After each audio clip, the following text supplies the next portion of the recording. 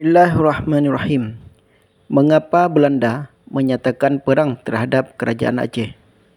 Dikutip dari kompas.com.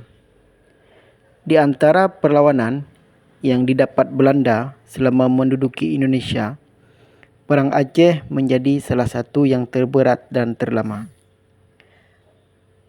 Perang Aceh antara Kerajaan Aceh dan Belanda berlangsung selama 3 dekade, yakni antara 1873 hingga 1904. Selain lama, Perang Aceh merupakan perang tersulit bagi pemerintah Hindia Belanda. Aceh menjadi salah satu wilayah yang sangat sulit ditaklukkan karena kerasnya perjuangan rakyat dan kurangnya informasi tentang daerah Aceh yang dimiliki Belanda.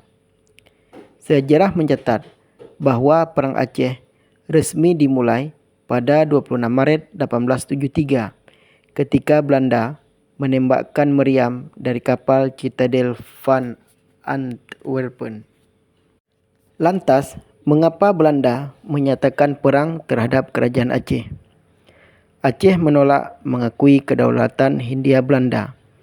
Belanda menyatakan perang terhadap Kerajaan Aceh karena Aceh menolak mengakui kedaulatan Hindia Belanda di wilayahnya.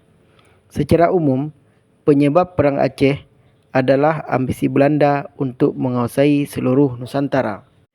Pada 17 Maret 1824, Inggris dan Belanda menyepakati tentang pembagian wilayah jajahan di Indonesia dan Semenanjung Malaya dalam Traktat London. Dalam Traktat London disebut bahawa Belanda boleh menguasai kembali wilayah di Sumatera yang selama perang direbut Inggris, tetapi tidak dibenarkan mengganggu kemerdekaan Aceh. Akan tetapi, dalam praktiknya, Belanda tetap menebar pengaruhnya di wilayah kekuasaan Aceh yang jauh dari pemerintah pusat. Belanda pun semakin berani ketika Inggris tidak memberikan reaksi apa-apa atas aksinya tersebut.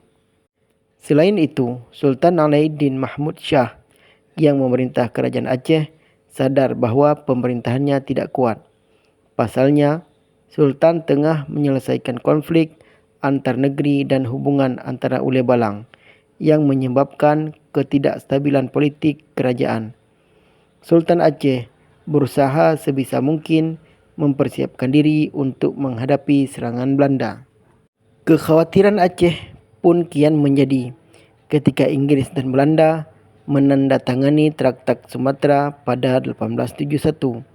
Berdasarkan isi perjanjian tersebut, Belanda diperbolehkan untuk melakukan perluasan wilayah di Sumatera, termasuk Aceh yang sebelumnya tidak boleh diganggu kedaulatannya.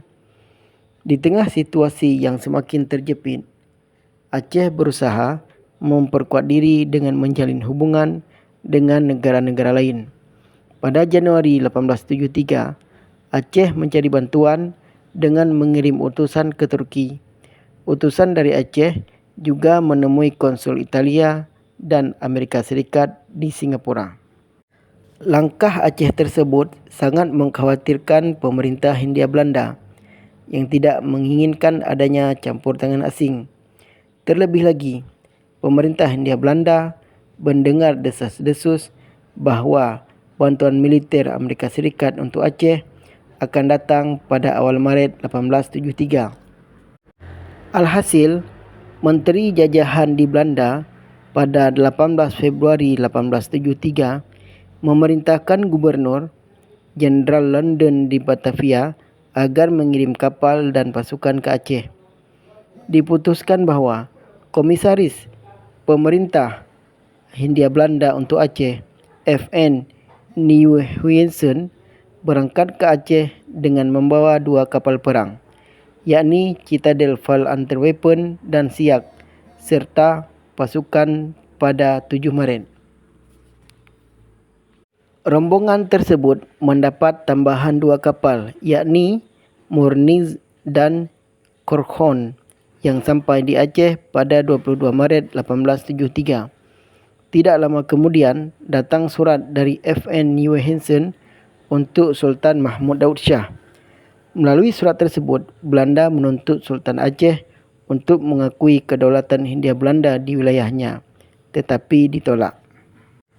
Belanda menjadikan penolakan Sultan Aceh tersebut sebagai alasan untuk menyatakan perang terhadap kerajaan Aceh.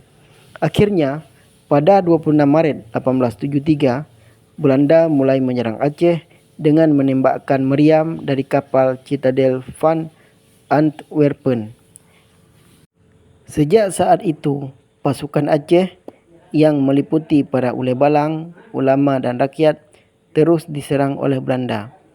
Kendati demikian, Aceh tidak mudah ditaklukkan dan peperangan sengit terus berlanjut hingga awal abad ke-20.